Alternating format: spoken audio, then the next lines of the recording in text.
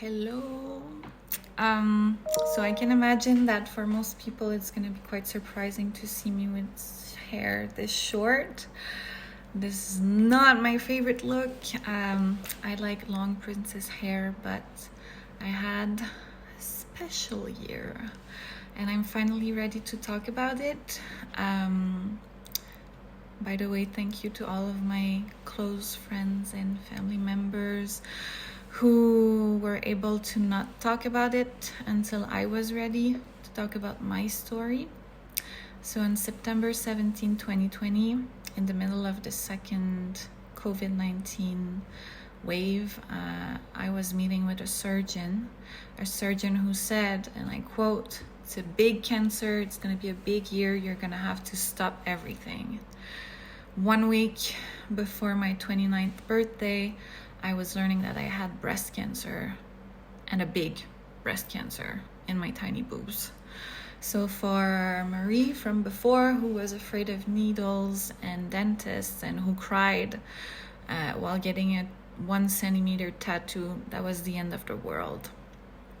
I was living my life quietly during the pandemic. I was training, I was writing my PhD thesis, I was teaching, I was involved in a few different projects, and then bang, cancer, chemo, 6 months of chemo, 16 treatments, hair loss. I lost my eyebrows, my lashes. There were a lot of tests, a lot of come and go between hospitals, a lot of fear, a lot of tears, a lot of needles, surgery, reconstructions, convalescence, and radiotherapy now. So today I don't have cancer anymore. I have brand new boobs, improved boobs, thank you science. I have new hair growing, new lashes, new eyebrows, and if you think this sounds interesting, everything has been documented for a documentary called Days, produced by Geneviève Duluth de Selle, which will be out, I don't know when because we're still recording, but I'll let you know, and it's probably going to be available on some platforms. I waited for a long time before talking about it for many reasons. One, I didn't want to be perceived as weak or sick. I was afraid that it would affect my career or my contracts. I didn't want people to pity me, and I didn't want people to talk to me about cancer when I was doing well and not thinking about it, which did not happen very often at the beginning. Number two, those who know me know that I'm quite positive, and so I wanted to wait until I had good news before I talked about the story. So if I'm talking about my medical story today, it's for 3 main reasons. Number one, to share good news. Number two, to raise awareness about self-exam for women, particularly for women in their 20s, because I know you don't think you might get breast cancer. And number three, to give some advice to people who will have relatives or friends get a diagnosis soon, or who have friends who got a diagnosis recently. So first, the good news. First good news that I want to share is that chemo is not as bad as we think. It's not like the movies. It can make you tired. It didn't make me tired, and the side effects are really well controlled with medication. When they told me I had to go through chemo, I didn't think I could do it. I was imagining myself in my bed, green, vomiting for 6 months, but was not like that. I never stopped working. I still went hiking in mountains. I started doing new sports. I kept training with my trainer at the gym when gyms were open. Nothing hurt ever. I never puked. I did lose my hair, but I bought a $2,300 wig, which I wore all year. So thank you, Kylie Jenner, for making wigs fashionable again. Good news number two, One of my biggest fears about cancer was that I would be perceived as weak, sick, or unattractive. In retrospect, I know that I've never felt sick. I looked sick, but I didn't feel sick. But also, I had the chance to meet other women in the same situation, and let me tell you, they looked the opposite of weak and sick and unattractive. They are strong, luminous, motivating women who know that little things are important, and who don't get mad for stupid things, and who know that they must never take anything for granted.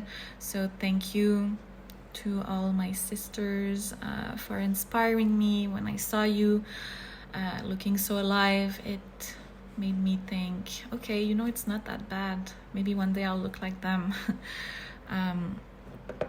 So good news number 3, when you're scared of dying, it gives you a new perspective, brand new perspective, and you get to see who is really there for you, which type of people you want in your life. If there are some people that you've lost that you should not have, or if there are toxic people that you tolerated for too long and you don't want anymore.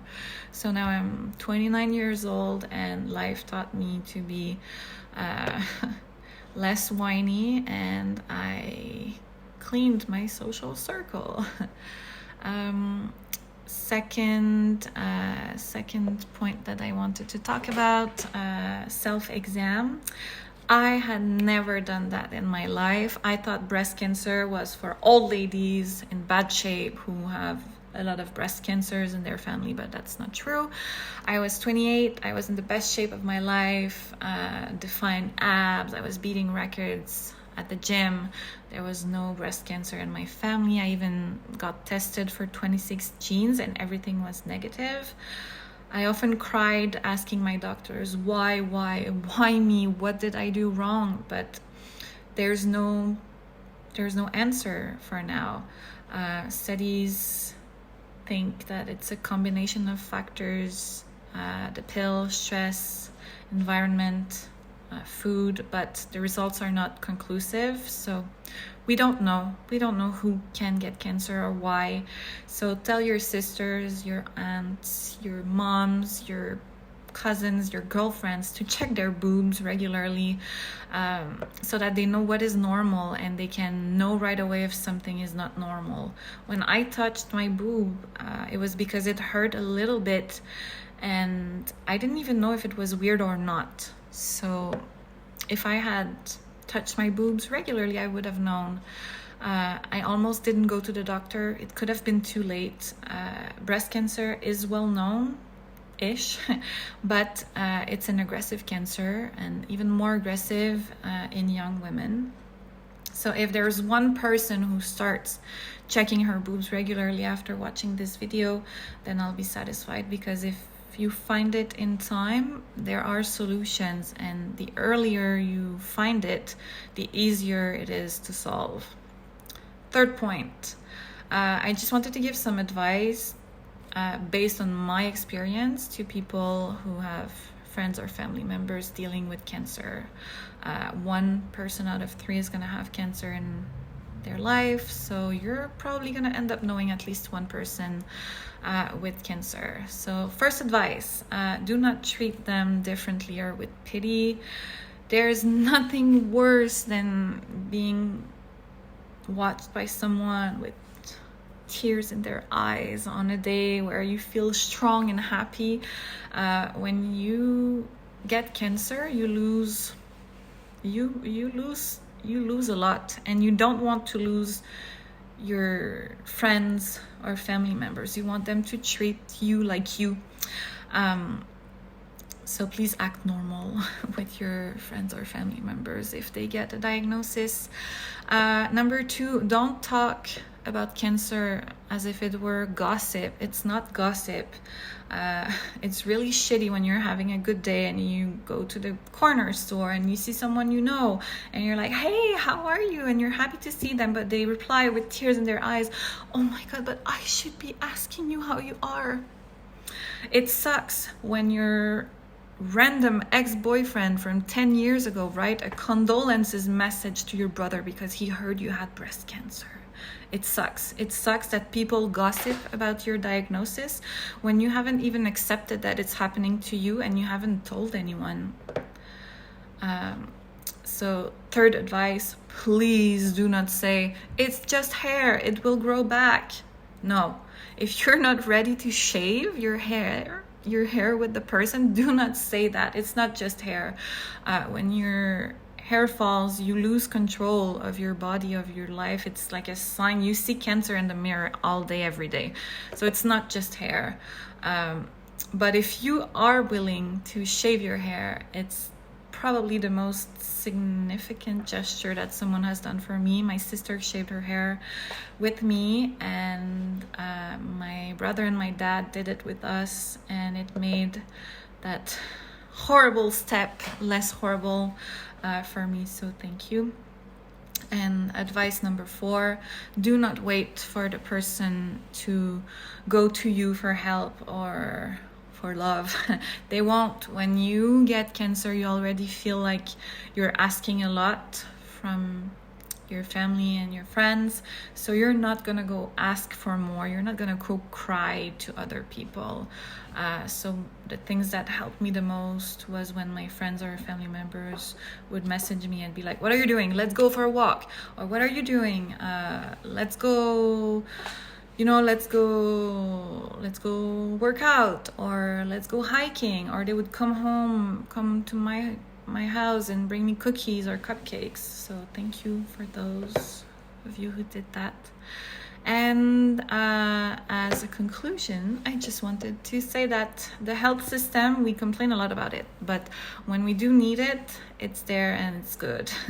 And it's good thanks to different associations who offer different services and support to people with a diagnosis.